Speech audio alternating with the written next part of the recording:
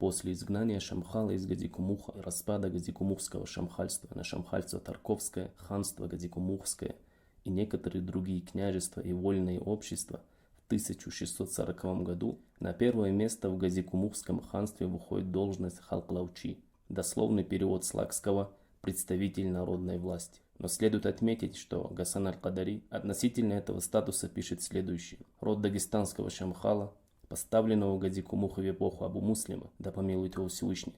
Эпоха Абу Муслима – это на самом деле эпоха Маслямы ибн Абдаль-Малика ибн Марвана, исламского полководца, который жил в 7-8 веках по христианскому летоисчислению. Этот род размножился наследственно, и когда старший из них возрастом получал титул шамхала, остальные его родственники ограничивались тем, что были в его распоряжении и повиновении. Но по прошествии 1000 лет после хиджры Шамхал стал жить зимой в плоскостных селениях, Буйнаке и других, а летом возвращался в Газикумух. Ввиду этого газикумухцы постепенно начали выходить из-под власти Шамхала до такой степени, что шамхалы, кроме распоряжений о сборе с них налогов, в другие дела не вмешивались. Наконец Шамхал Сурхай Мирза, сын Шамхала Ильдархана, совсем оставил Газикумух и поселился в Буйнаке. Сурхай Мирза умер в Буйнаке в 1049 году по хиджре, то есть в 1639 году. После него никто из шамхалов не переезжал в Газикумух, и они остались жить то в Буйнаке, то в Тарках, то в других плоскостных селениях Дагестана. При таких условиях газикумухское общество не стало звать к себе этих шамхалов и начало по соглашению назначать для себя правителя из их родственников, оставшихся в Газикумухе. Выбранному таким образом правителю они дали титул халклавчи. Слово это составное из халк, народ, получившегося посредством присоединения к слову лав, означающему верх, и частицы принадлежности чи. Должность эта была среди лакцев и ранее. Эта должность должна была лишать деспотичных правителей абсолютной власти и несправедливого отношения к народу. Подобное суждение подтверждается обнаруженным Айтберовым ценным документом, составленным на арабском языке не позднее 18 века и относящемуся к шамшинскому джамаату. Шамшинский джамаат — это села Вихли, Суки, Цайша нынешнего Кулинского района. В документе сказано следующее. От жителей селений Шамшул: «О, друзья, не становитесь причиной изменения этого положения, которое мы сохраняли в течение долгого времени, около 500 лет со времени появления Кукравчу и до ныне. Договор об этом был заключен между нашими предками для установления справедливости и религии, а также отпора произволу и насилием, которые исходили со стороны несправедливых владетелей».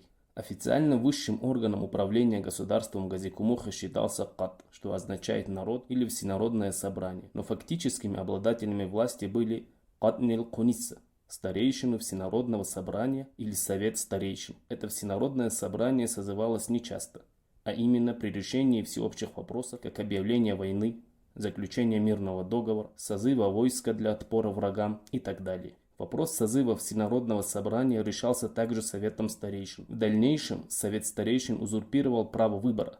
Как говорит об этом Али Каяев, что изначально несколько газикумухских высокопоставленных домов в Хуне-Катри узурпировали места в нем и фактически сделали власть наследственной. Каяев говорит, что при выборе Совета старейшин выдвижение кандидатов на эти места также исходило от глав сильных и авторитетных тухумов. Остальные же могли только принять эти кандидатуры, других прав у них не было. Кат собирался в одном из самых почитаемых мест Газикумух, на Ямани-Хатталу, что переводится как Йеменское кладбище, на котором был захоронен ученый Ахмад из Йемена.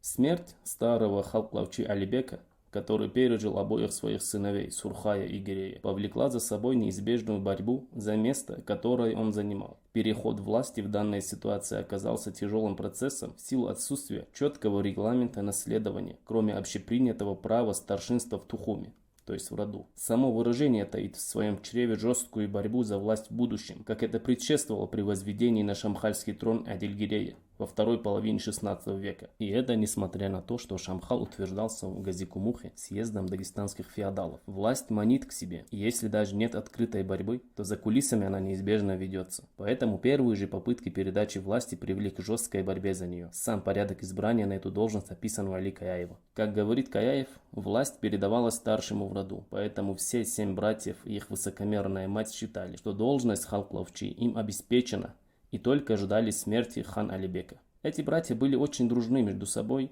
и еще при жизни Алибека исполняли некоторые государственные функции в ханстве, как сбор податей с населения и так далее. Но после смерти старого Алибека они уже посчитали себя правителями перспективного полиэтнического ханства. Как видится, они намеревались установить над лаксами септемвират, то есть правление семьи. Но они не до конца смогли понять, что газикумухская элита не будет так просто менять сложившуюся республику на единоличное правление одной семьи. Ведь народные старейшины, которых можно отождествить по своему положению с римскими сенаторами эпохи республики, и народ были озлоблены самоуправством братьев и их матери. Как утверждает Каяев, народ и старейшины вынашивали другие планы, по которым они хотели избрать на место предводителя, не имеющего на тот момент сильной поддержки и хватки, Сурхая, сына Гирея, избавившись от временщиков и эксплуататоров. Сурхай и его проницательная мать Умамат Бека, мечтая о должности халклавчи, тайно изыскивали средства и пути достижения цели. По утверждению Комарова, сыновья Сурхай-Шамхала не отличались хорошими качествами, обращались надменно с простым народом и вообще вели себя дурно. Но так как их отец был старше Гирея, то газикумухские старшины, собравшиеся для избрания халклавчи, не пожелали их обидеть и отправили от себя делегатов к вдове Сурхай-Шамхала с просьбой дать одного из ее 7 сыновей для избрания на должность халклавчи. Этим они хотели провести народное избрание, что известно на Западе как демократия, и познакомиться поближе с претендентами на престол, чтобы выборщики могли учесть, кто есть кто. Это понимали и сами братья, но вынуждены были идти на повышение ставок. Мать братьев не пустила делегатов и выгнала их, так как тоже понимала, к чему они клонят. Она велела своей служанке вынести к делегатам старый башмак и сказать им, что они достойны быть под этим старым башмаком, не говоря уже о ее сыновьях,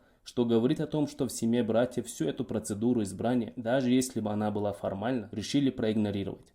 А себя они уже посчитали правителями Газикумуха и земель ханства. Оскорбленные таким высокомерием и попранием прав народа, старейшины сказали: ну тогда посмотрим, как вопреки нашему желанию ее сын станет халклавчи. После чего отправили делегатов к матери Сурхая, вдове Гирей-Шамхала, чтобы просить дать сына для избрания халклавчи. Мать Сурхая встретила делегатов радушно и добрым словом, что окончательно поставила точку в том, кто будет избран на должность халклавчи. Также старейшины выделили из своей среды в дружину Сурхаю молодых людей для его личной охраны. Также в селение Ашты-Кунки, которые уплачивали подати халклавчи, были отправлены посланники, в которых указывалось, что халклавчи теперь Сурхай, и что только ему следует уплачивать подать. Этот шаг усугубил наметившуюся вражду между двумя домами одного тухума. Когда братья отправились собирать налоги с общества Варкун-Даргуа, современный Дахадаевский район, они пришли в главное село этого общества Ашты и стали требовать, чтобы подати были даны им. Но старейшина этого общества дал понять об их прибытии Сурхаю в Газикумух, наряду с отказом давать им что-либо из подати. Вот тут-то братья и поняли, что фактическая власть не в их руках,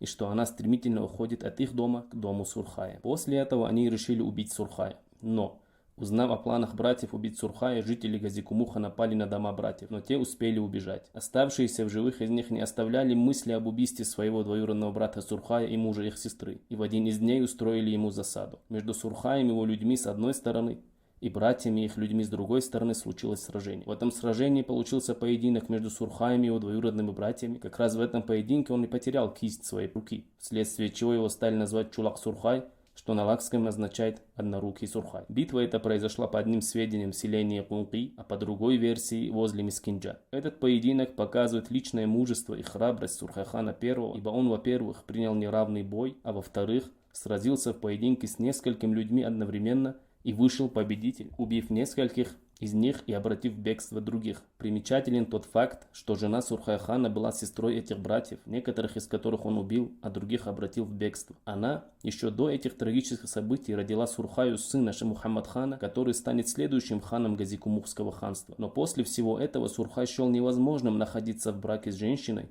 чьих братьев он убил. И он развелся с ней и женился на дочери горского аристократа Абдуллах, который был главой лакского селения Тухчар, Айшат. И от этого брака родился будущий герой турчидакского сражения дагестанских горцев с Надыршахом хан Муртаза Али. Абдулла из Тухчара был не простым горским аристократом, а человеком, принадлежащим к роду газикумухских шамхалов. По другой версии, Айшат была дочерью хунзахского Нуцала. Третьей женой Сурхая была дочь шамхала Тарковского Айнабика. Известны имена 3 из 7 братьев, которые остались живы после поединка с Сурхаем. Это Гюнеш, Алибек и Алихан. По сведениям Айтберова, эти братья После поражения, смиренно жалуясь, ушли тогда в область Хид и Андалал. Хид отдал местность Хулук, и они просидели в ней 2 года. Затем, однако, они испугались горячки и вторично попросили у Хида и Андалала местность. Хид дал местность Тилик, а Андалал местность Хунуда и Хужал. Они бросили тогда между собой жребий. Выиграл Гунеш-хан и пошел в Хунуда. Вторым был Алибек, он пошел в Тилик. Остался Али-хан, который пошел в Хужал. Таким образом, оставшимся в живых братьям достались не только значительные территории на вечное пользование, но и высокие полномочия. Им принадлежат права расселять мужей на той земле. Потомки справедливого султана Гунеша составили аристократический род селения Ганада. Знаменитый полководец имама Шамиля, наиб северо-западного Кавказа Мухаммед Амин является представителем этого рода. Потомки Алибека стали телетлинскими феодалами, впоследствии ставшими жертвами расправы наиба Кибидмагамы Телетлинского. Алибековичи, по утверждению Айтберова, поныне проживают в аварских селениях Андых, Ганада, Голотель, Телетель. К ащельтинским потомкам Алибековичей относится известный политический деятель времен гражданской войны Нажмуддин Гацинский. Прямыми потомками Алихана являются гацатлинские беки, к числу которых предположительно относится второй имам Дагестана Хамзатбек Гацатлинский. Эти важные сообщения в научный оборот ввел Айтберов. Эти сообщения показывают нам, что для населения тех мест, куда из Газикумуха были изгнаны эти братья, они были не простыми людьми, а потомками людей для них значимых и имеющих авторитет. Этим же можно объяснить и тот политический вес Газикумуха и его ханов, который имелся среди горцев Дагестана, даже после упразднения шамхальского правления. Вплоть до того, что великий имам Шамиль, да помилует его Аллах, писал в своем письме населению Чечни, сообщая о взятии Газикумуха, что он освободил мать городов Дагестана. Таковым было положение Газикумуха даже в столь позднее время. Милость от Аллаха, Он дарует ее, кому пожелает.